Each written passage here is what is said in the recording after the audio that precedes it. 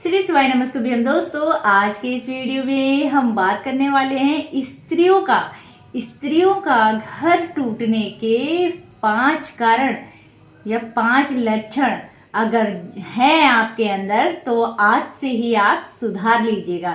वो लक्षण क्या है देखते हैं। जो औरतें ससुराल को भी कॉलेज समझकर नादानी करती रहती हैं या हरकतें करती रहती हैं, ये है उनके घर के टूटने का मुख्य कारण।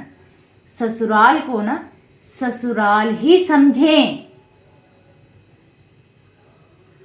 ससुराल को कॉलेज समझने की भूल बिल्कुल ना करें। और जो दूसरी बात है, जो औरतें घमंड करती हैं, ना तो पति की सुनती हैं और ना ही ससुराल वालों की सुनती हैं और ना ही उनको कुछ समझती हैं, ऐसी औरतें ना कभी भी घर नहीं बसा सकती हैं। इसलिए दूसरों की बातों को भी अहमियत दीजिए, दूसरों को समझिए, तभी आपका घर बस सकता है हमेशा के लिए।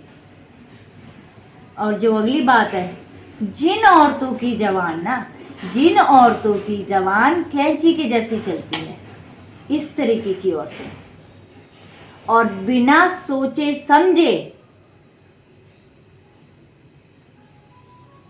कुछ भी बोल देना। देखिए, अगर हमको कुछ समझ में ना आ रहा हो ना कि हमें बोलना क्या है, तो बेहतर होगा कि खामोशी को हम चुन लें, चुप रहिए। अगर हमें इतना आइडिया नहीं हो पा रहा कि कभी कभी ऐसी सिचुएशन हो जाती है हमारे सामने कि हमें समझ में ही नहीं आ पाता कि हमें मतलब क्या बोलना है, तो बेहतर होगा कि खामोशी को ही चुन लीजिए। क्योंकि खामोशी एक ऐसा हथियार है जिसके आगे सब चुप हैं। अगर हमने किसी को कुछ नहीं बोला है ना तो वो बुरा नहीं मानेगा, लेकिन अगर हमने किसी को से खामोखा ही बोल दिया है, बेमतलब की बातों को बोल दिया है, तो फिर स्पष्टीकरण करना बहुत मुश्किल हो जाता है या उसको समझाना बहुत मुश्किल हो जाता है। और जो अगली बात है, जिन औरतों को ना अपनी नौकरी, अपनी पढ़ाई का घमंड हो, ऐसी औरतें भी ना कभी भी घर नहीं बसा सकती हैं।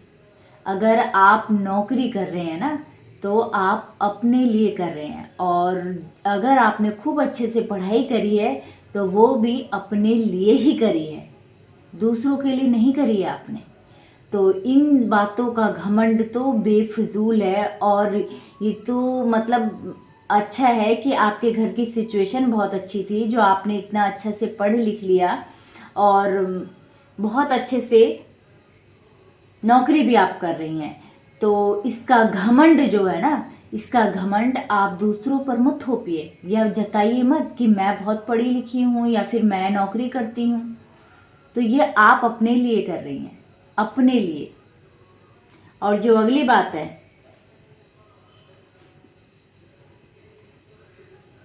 जो औरतें हद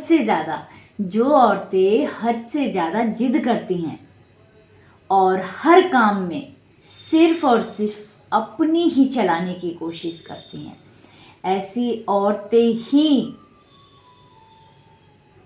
घर के टूटने का कारण बन जाती हैं।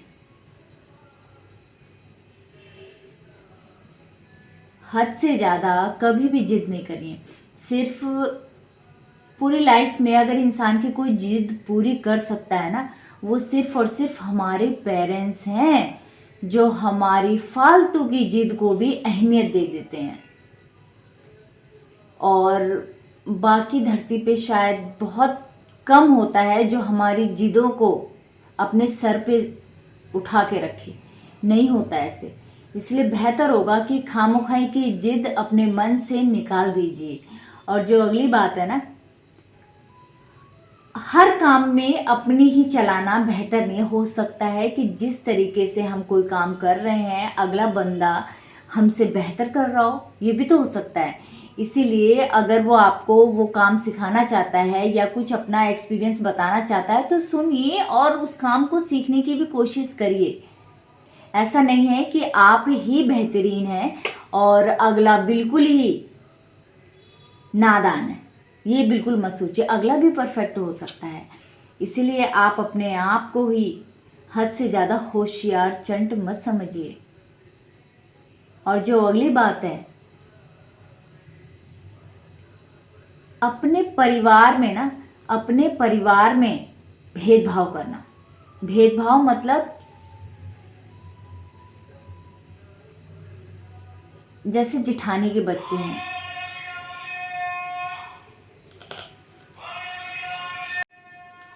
मेरे कहने का मतलब है जैसे हमारी बड़ी जिठानी के बच्चे हैं या फिर हमारे भी बच्चे हैं, तो बच्चों को क्या पता कौन कैसा है, आपके घर में क्या मनमुटाव चल रहा है, तो लेकिन हम बच्चों के सामने एक्सप्लेन करते हैं हर चीज़ों को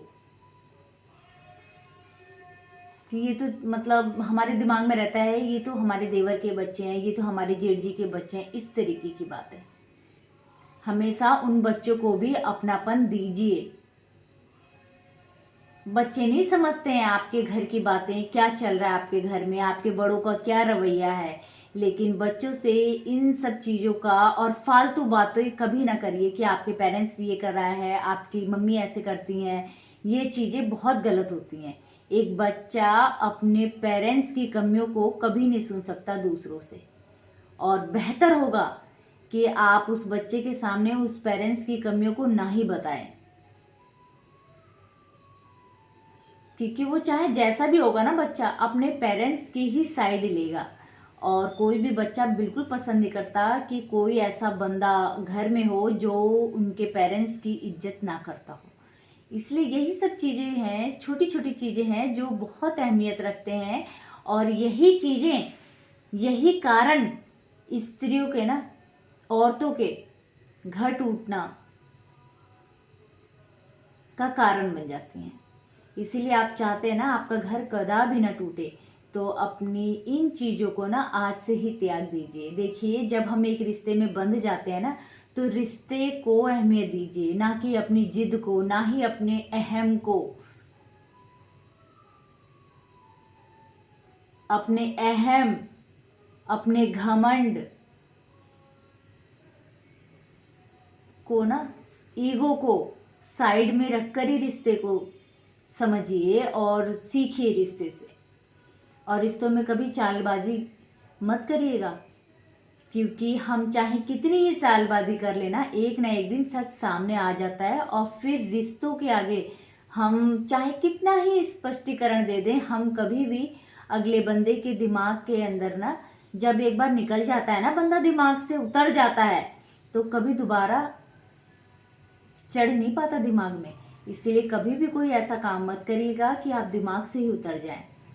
गलतियां इंसान की माफ़ होती हैं, लेकिन ध्यान रखें चालाकियां नहीं माफ़ होती हैं। और श्री शिवाय नमस्तुभ्यम दोस्तों, अगर आप लोग को मेरा वीडियो अच्छा लगा और कमेंट करें, लाइक करें। Bye bye.